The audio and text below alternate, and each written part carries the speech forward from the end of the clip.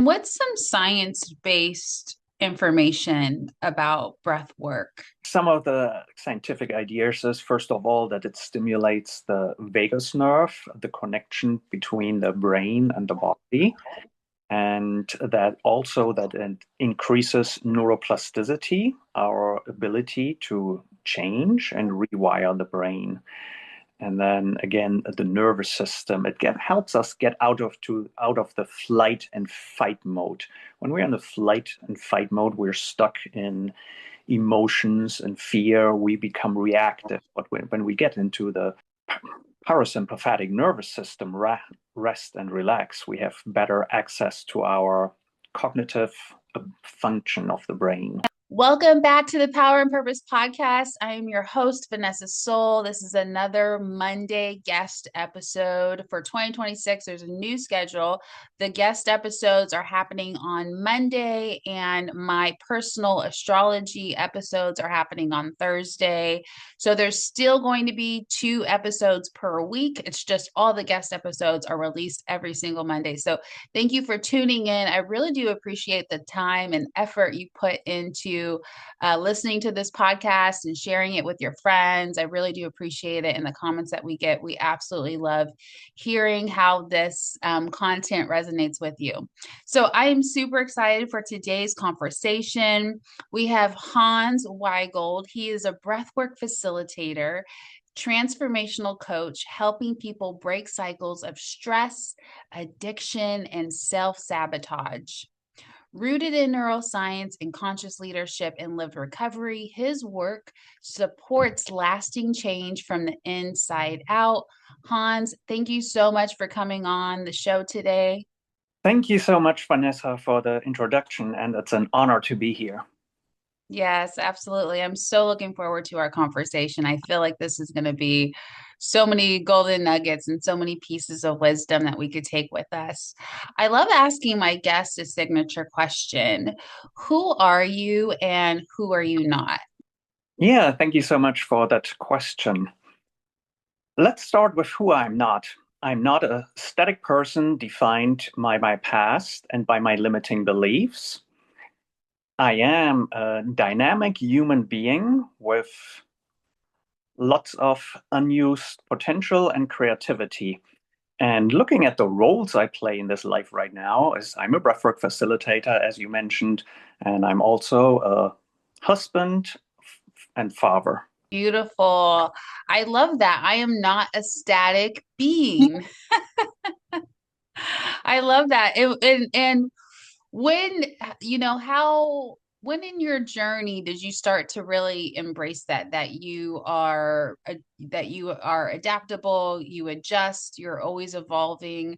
Have you always been like that since you were a kid, or when did that start to kind of come into your awareness? I have not always been like that as a kid. I was for a long time holding on to this belief that I'm not good enough, that I am defined by my past, by my life choices, and that I have a very limited potential and possibilities.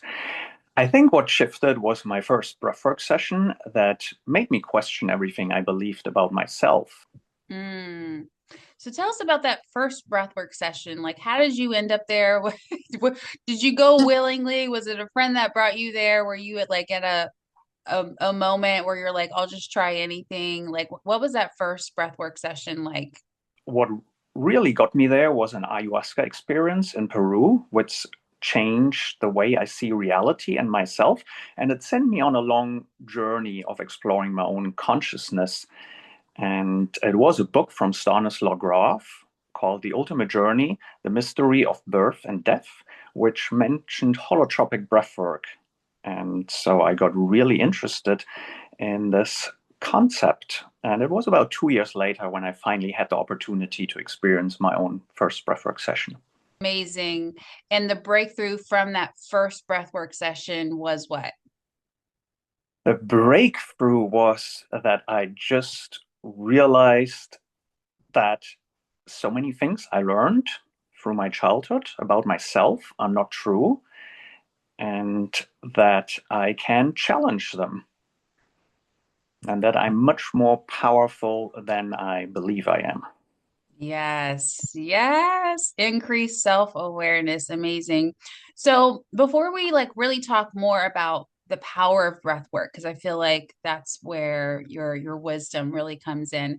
What was life like before you became a breathwork facilitator, or again before your first breathwork ceremony? You mentioned that you had self-destructive patterns and feeling stuck in that life. What was your life like? Was it addiction? Was it just, not feeling alive? Was it kind of being stuck in other patterns? What was it? Yeah, it was probably the combination of everything you just mentioned. With my biggest challenge was 8 years of severe substance abuse, maybe 20 years, but 8 years was opiate painkiller addiction. And during that time, I just felt that I'm completely stuck in my life, that I have nothing to offer. And I also felt, and I think that's what originally got me to the addiction, I didn't feel like I'm having any purpose. My life felt empty. I felt empty inside. There was this void, and I was trying to fill it, I think, with substances, alcohol, food, action, adventure, travel, but nothing could really fill that void. Wow, thank you for mentioning that. It's just because I've heard this from other people as well who are either in the thick of their addiction or they are recovering or they're bouncing back and forth or they've been even when they're recovered for a certain amount of years, it always comes back to purpose and and them choosing to and them having some type of meaning for their life, or do they still feel the void? So that's an interesting thing that you brought up, the void, purpose, those types of terms. What do you feel like um what do you feel like has given you purpose? Is it being a breathwork facilitator, or is it just the practice itself and what it does for you personally? What do you think it is?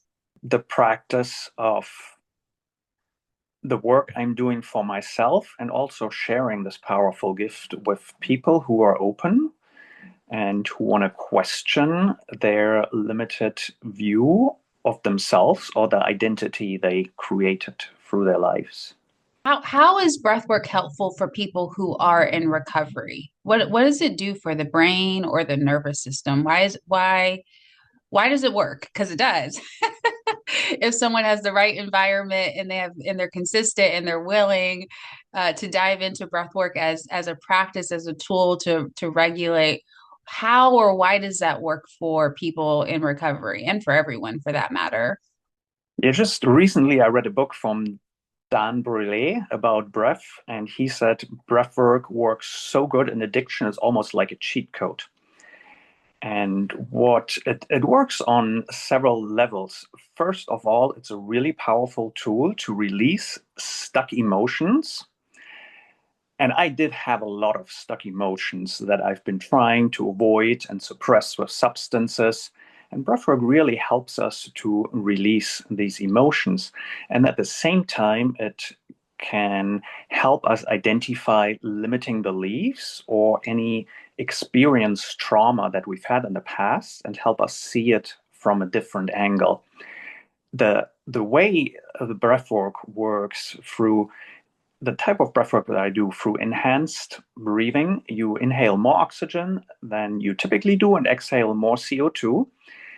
As a result, the blood turns alkaline, and then there's less activity in the prefrontal cortex or the default mode network of the brain.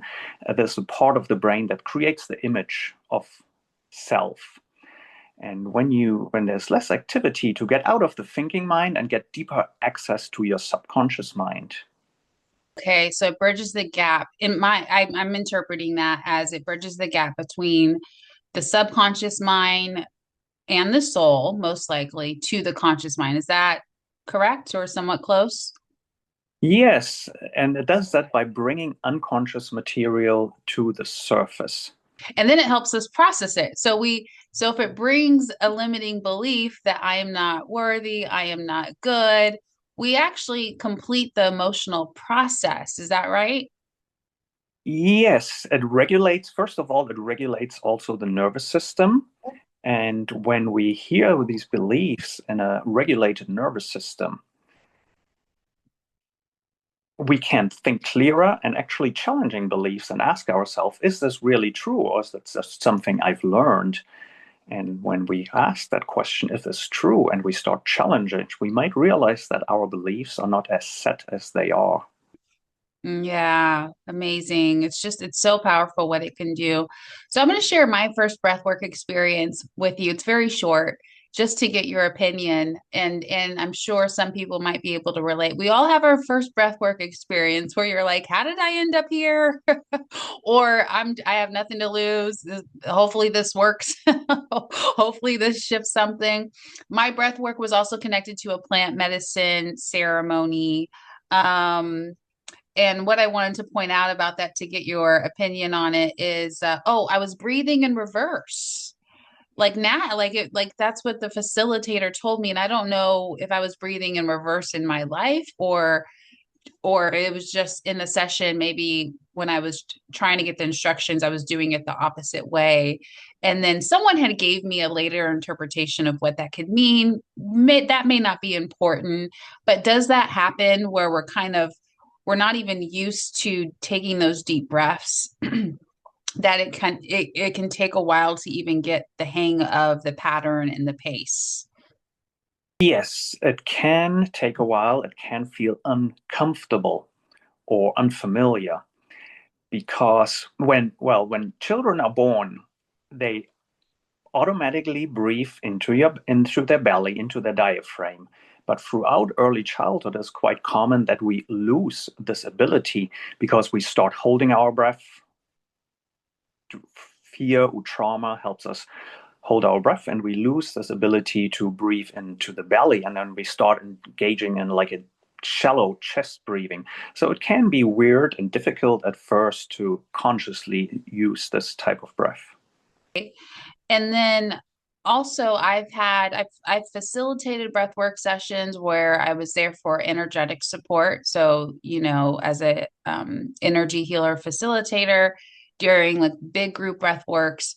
And almost always the feedback is like they'll start the breath work and then somewhere in the first 10 to 15 minutes they feel resistance before they even go into a flow state or deeper or before they go into releasing that emotional process. Can you tap in on that and maybe give us some more context? Is that pretty common or what's happening? The conscious mind is like, oh no, we're losing control. Like what's really happening when we feel that resistance when we're in the beginning parts of that breath work? And before I answer that, I want to share my first experience. I remember I was breathing heavy, and then I had this thought, I cannot keep up this breathing. I cannot do this any longer. And that is the last thought I had for the next hour because I was pushing through that resistance. And then my mind simply shut off. And what happens, I think that's a defense mechanism of the ego saying, this is too hard. I cannot do that. Maybe I'm not doing this wrong. Or you're thinking nothing's happening. What am I doing wrong? And I think there's a lot of things we call breathwork like a surrender gym. You learn to push through resistance and to surrender. And that's where I've had several people tell me they were feeling kind of dizzy and lightheaded at the beginning, and they didn't like that and stop breathing, or not stop breathing, but slow down their breath. But those who said, I'm glad you mentioned about resisting, who said they pushed through that resistance, they had a really deep transformative experience. It's just so interesting that so many people, because we would have like a group of 30, 40, 50 people in a room.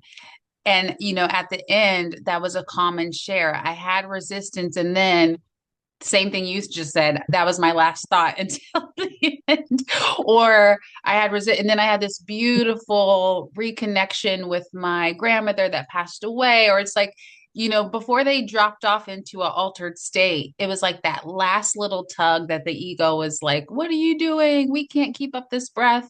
Similar thoughts to what you said. So it's just so interesting. And if any of you are listening to this and you haven't tried breath work, this is something that maybe, Hans, would you say that this is something someone could expect? Would it be easier for them to even, kind of just be aware that those resistances will happen? Not that they have to like look for those resistances, but if you kind of know what to expect before your first breath work, then you're even a little bit more conscious as those resistances or those thoughts or doubts or fears are coming up. Like, I can't keep this up. You're like, oh, wait, I just listened to a podcast. It's kind of common to have these thoughts. What do you think? Is that a good awareness to have for someone who hasn't done breath work yet? 100%. The more you are aware of what can happen, the more likely you are to accept what is happening. And the more you accept what's happening, the deeper you will go in the breathwork session. And what's some science-based information about breath work? Does it help us rewire our brain or our habits? We talked earlier a little bit, we just touched on it a little bit, that it allows us to have more flexibility in our thinking, or it allows us to change our identity. But what are some other, scientific um ideas that what's really happening with the brain? Some of the scientific ideas is, first of all, that it stimulates the vagus nerve, the connection between the brain and the body, and that also that it increases neuroplasticity, our ability to change and rewire the brain. And then again, the nervous system, helps us get out of the flight and fight mode. When we're in the flight and fight mode, we're stuck in emotions and fear. We become reactive. But when we get into the parasympathetic nervous system, rest and relax, we have better access to our cognitive function of the brain. So beautiful. And then you also mentioned before this recording, that it can also help with self-trust. And I think lack of self-trust or feeling like we don't trust ourselves is something that so many people deal with on a daily basis. So in your opinion, how does this self-regulating practice, how does it help, or what are some of the experiences that you see with your clients or hear about, or anything that you could share? Yeah, actually, trust is the first guiding principles of the type of breathwork that I do, that you trust in the process. And that means you trust that whatever is happening in the breathwork session is coming up for a reason to help you on I'd say, on the journey towards wholeness. And when we start trusting in our breathwork session and realize that everything we do in life is just a small instant of something bigger, for me, it helped me trust in life and in myself. That I suddenly started realizing that whatever is happening in my life is happening for a reason, to help me grow, to help me get stronger, and overcome my limitations. And this trust, I think, if we don't trust in ourselves, it's a self-fulfilling prophecy, right? Because we stop doing things that we are scared of because we don't trust that we have any power to overcome them. But this trust, when we start trusting in ourselves, we suddenly start realizing that we can do much more than we believe. Yes. Oh my gosh. I love this. This is such a great reminder.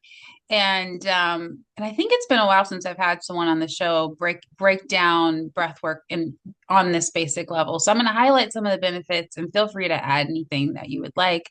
It helps us regulate our nervous system. It helps us release stuck emotions. It helps us get below the conscious mind and outside of the ego and into our subconscious, into our soul, so that we could release and we can, adjust our identity and expand and think about new things that are possible. It allows us to create trust. It allows us to trust the process. It allows us to have these altered states, whether it's just being in a state of bliss or whatever that looks like for someone, or it could be a lot of purging of emotion, whatever's most helpful. It allows us to tap into our inner power. I think a lot of people feel, it's easy to feel powerless in a world that's so chaotic. So I so I love that breath work really restores that empowerment within us. So those are a lot of the benefits that I'm picking up from this conversation. Anything else that you want to add as a benefit? Yeah, I would love to add how it helped me to get from a reactive state of being into more proactive. Instead of reacting to my emotions, I became aware of them. And when you become aware of your emotions and stop blaming others, first of all, you realize that no one has the power to make you feel anything, but you have the choice at any moment in time how you feel. And with that awareness, you can become aware of your emotions before they arise. And then you can take a pause and start acting from a place of presence instead of reacting to any outside events or circumstances. I love that. More balanced, regulated, aware of your emotions, observing your emotions before, and then it allows you just to have less reaction. You're not in that fight or flight. You're not in fix it mode. You're not in survival mode. I feel like this can take us out of survival mode, and so many people are in survival mode, either emotionally, maybe physically, maybe mentally, just trying to survive mentally. I've been there. Financially, spiritually, whatever it is. Any thoughts on that? From my own experience, for years and years, I was avoiding emotions, I was suppressing emotions, I was ignoring my emotions. And I felt stuck in life. I felt lost. I didn't know what to do with myself. And through breathwork, I developed this understanding that emotions are informations, they are signposts. And when we when we can't see our signposts, we don't know where to go. And that is one of the wonderful things that I realized I can be in a state of presence and as or you called it bliss, even while having emotions like sadness, anger, or hurt, as long as I'm allowing myself to feel them and be with them instead of suppressing them and avoiding them, running away from them. Yeah, absolutely. Really just sitting with those emotions. It's almost like the only way through is through, right? You've heard that, right? The only way through is through. Yes, that is actually one of the things I say in almost all my breathwork talks before we Yeah. start. The way past this through, there's no way around. Yeah. And of Yeah. course, ultimately, all emotions that we feel come from the same source. And you cannot run away from certain emotions and wanting to have other emotions.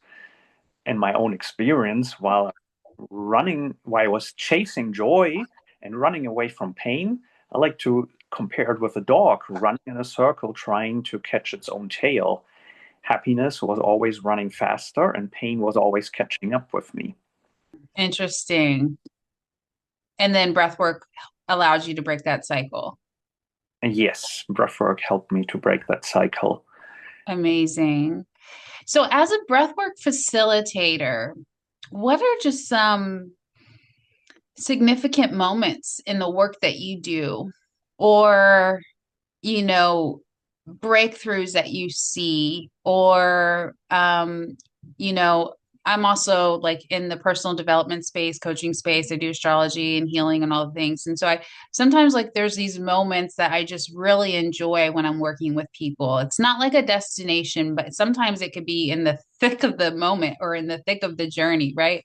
But as a breathwork facilitator, do you have any significant moments that you can share with us? Yes, and I think the shares from the breathers is what makes this work for me so meaningful.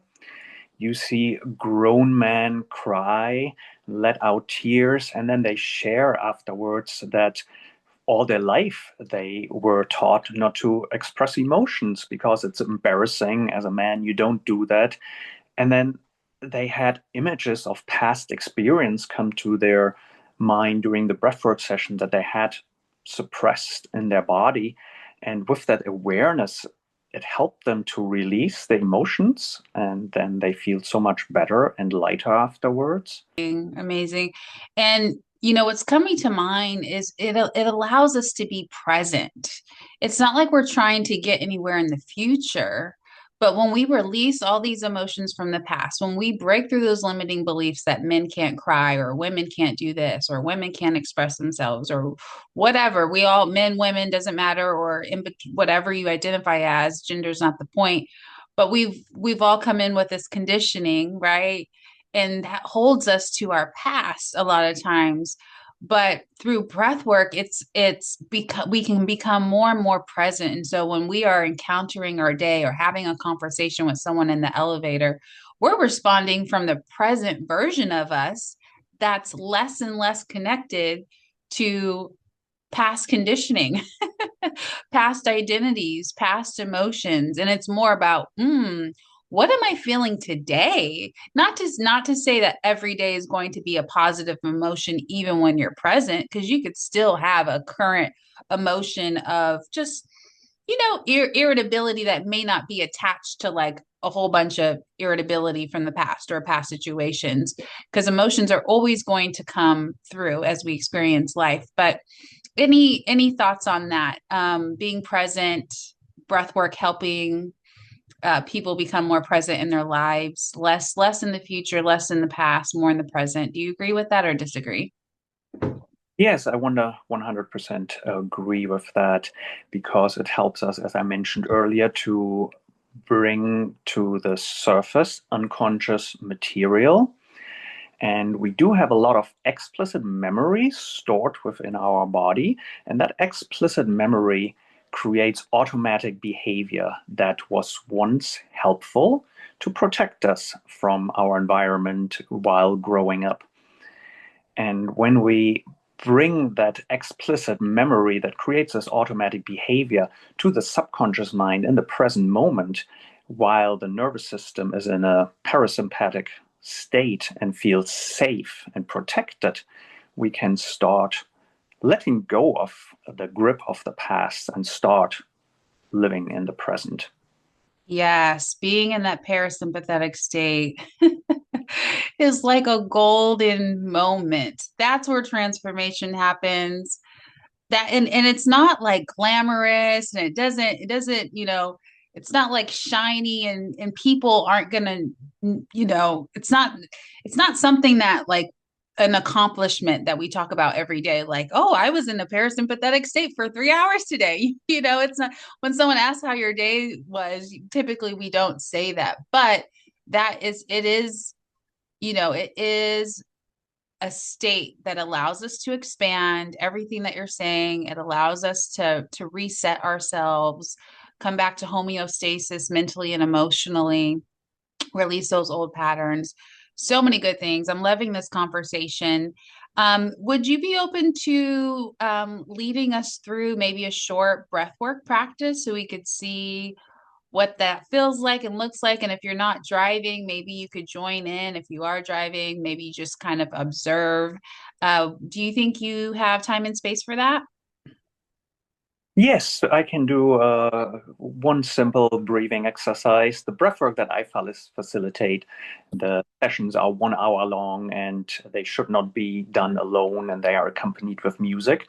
But I can do just a very simple breathing technique, and some of you may be familiar with it. It's called the 4-7-8 breath. You inhale for 4 seconds, you hold your breath for 7 seconds, and you exhale for 8.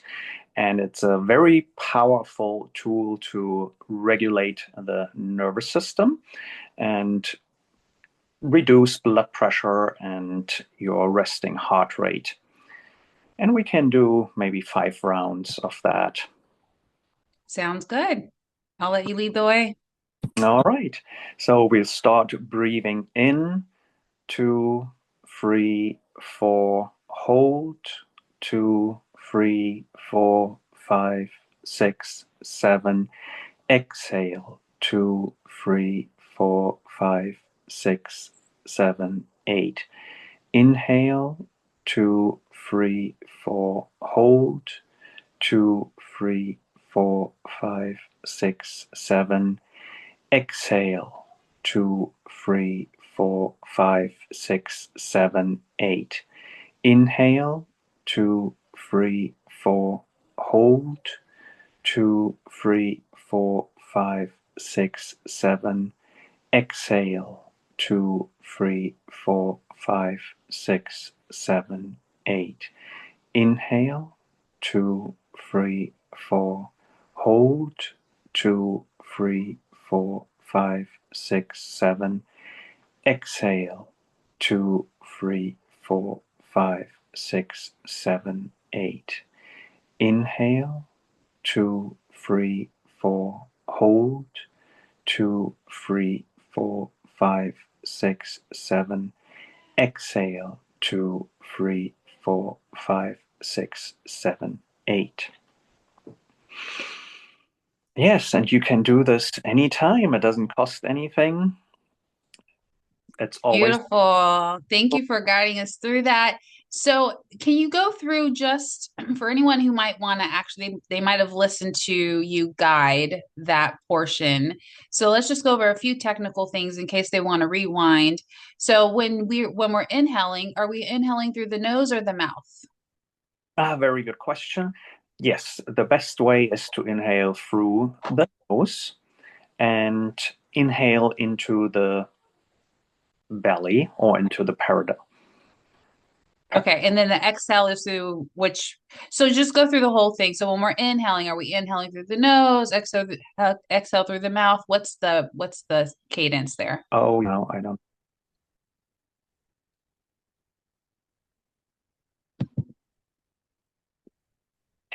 I'm sorry, can you repeat that? I couldn't No hear worries. you. No worries. So yeah, just the technical parts. So on the inhale, if you can give us where are we breathing in to just go through the whole three part, like for breathe through the nose, where is it? Exhale through the mouth, the whole thing. Yes, you inhale through the nose into the belly, and then I usually exhale through the nose as well, but Okay. you can also exhale through the mouth. Okay. Beautiful. Beautiful. I love that. So that is a simple one that someone can do just to, just to open themselves up to what breath work is, or you could do it in the morning if you don't have a lot of time. Powerful stuff. And then how can you, before we start to wrap up, because I know we're running out of time here, what is the difference between the self practices that we could do? Because there's so many. There's box breathing. Um, there's so many different types of breath works that we could do just self-guided that are great. They're great for daily maintenance. But what's the difference between like the shorter breath works for daily maintenance and then the deeper 1 hour sessions professionally?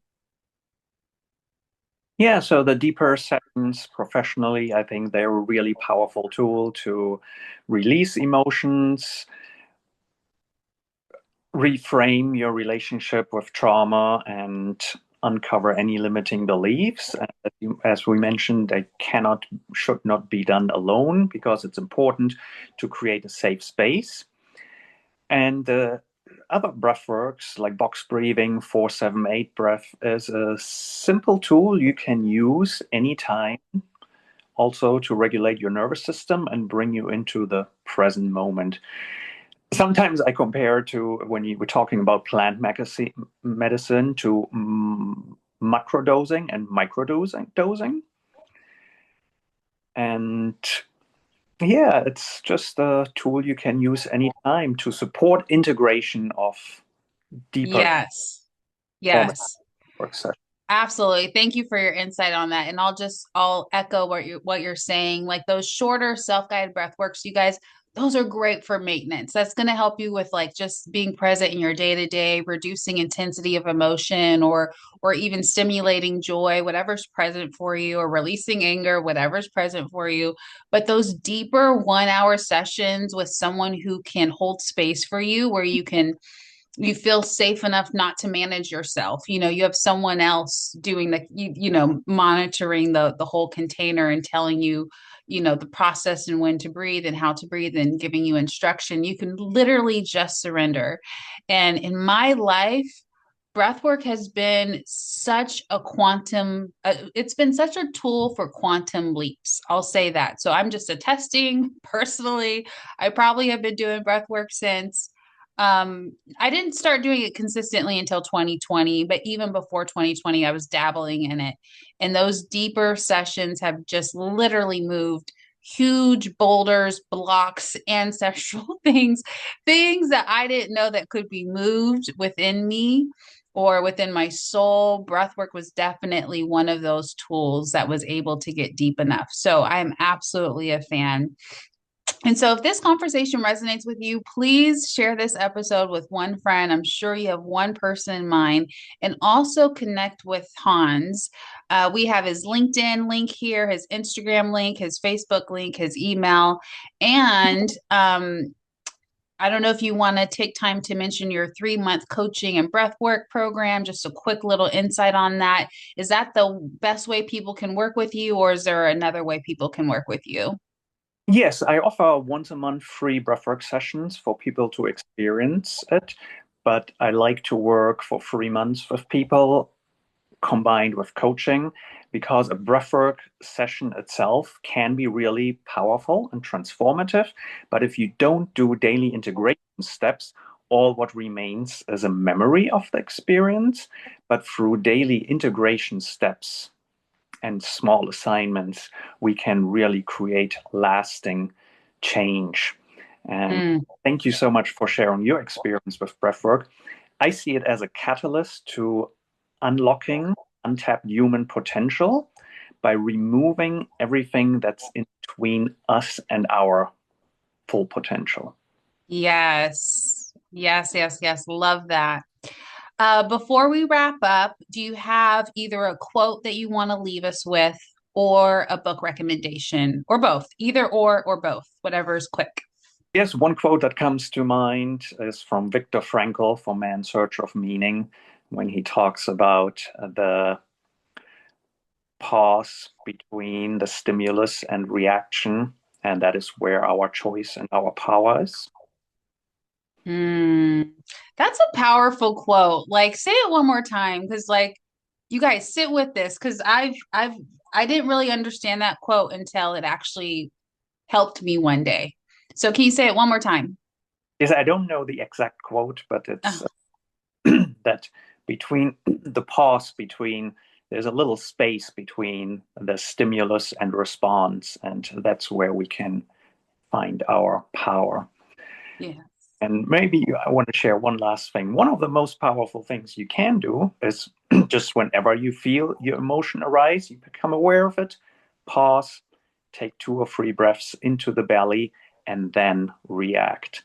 But it takes a while to practice because, as you know, when emotions arise, our brain gets flooded, and then it's hard to catch that little pause.